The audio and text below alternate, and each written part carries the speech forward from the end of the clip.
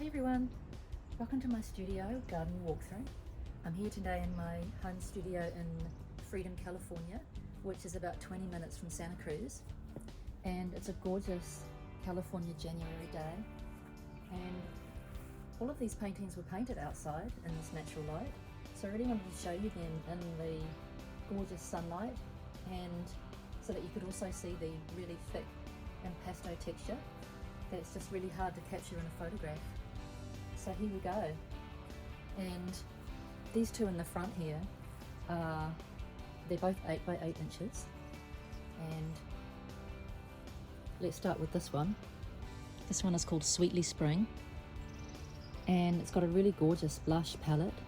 And when I hold it close here and move it around, you can really see the really thick impasto texture. And these little 8 by 8 paintings are great, either on a wall. All of my paintings come wired, ready to hang, or you can just pop them on a shelf, and they make great little gifts for the art lover in your life and the flower lover. This one is called Grace in Bloom, and it was actually the first one in the series that I painted. It's also 8 by 8 inches, fully wired and ready to hang. And if I move it around here, you can see all that gorgeous, luscious impasto texture just leaping off the canvas.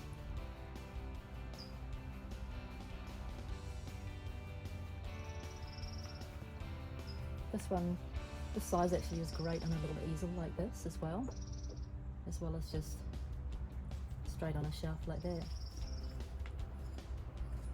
So those two are both 8 by 8 inches, and the rest of the paintings are all 12 by 12 inches.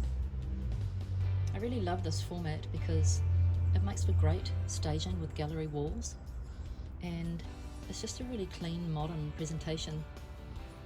All of these canvases have a deep 1.5 inch edge, and the pattern is continuous around the edges, so you really just don't need to frame them, which is also the beauty of it.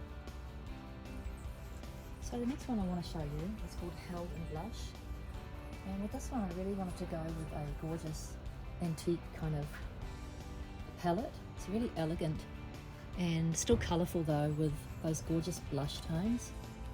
And if I bring it closer, again you can see all the gorgeous impasto texture, and it's also wired, ready to hang.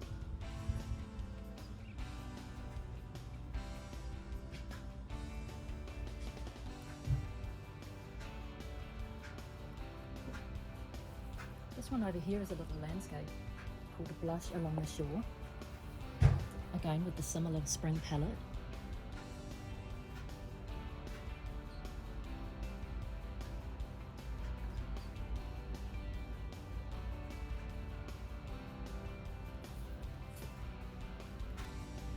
I always want to include a little coastal wildflower scene in my floral series because it just brings me so much joy. I spend a lot of time on the bluffs of California enjoying the wildflowers, especially in the springtime. It's nearly spring here in California on the 1st of February. So amazing for us. This one is called Spring Arrangement, and if I bring it closer here, you can really see the amazing texture on this one.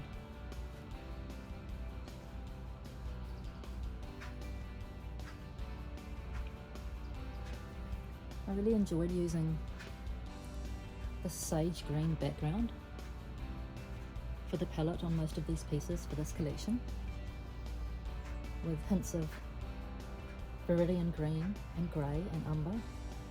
It just gives it such an elegant feel.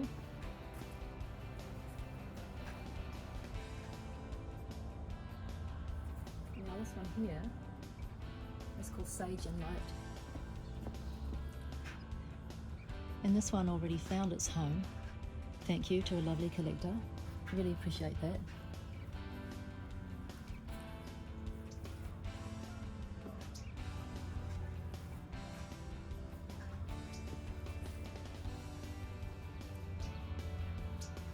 this one here is called Quiet Abundance. And I just love the arrangement of peonies, anemones, ranunculus.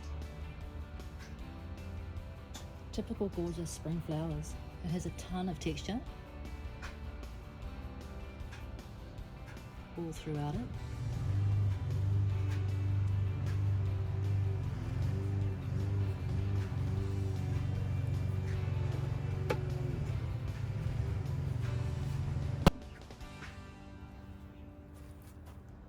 And this last one here is called Afternoon Light, and it has a really elegant palette with this gorgeous darker background and blush flowers with a little bit of pewter and grey. Again, lots of impasto texture, and wired ready to hang.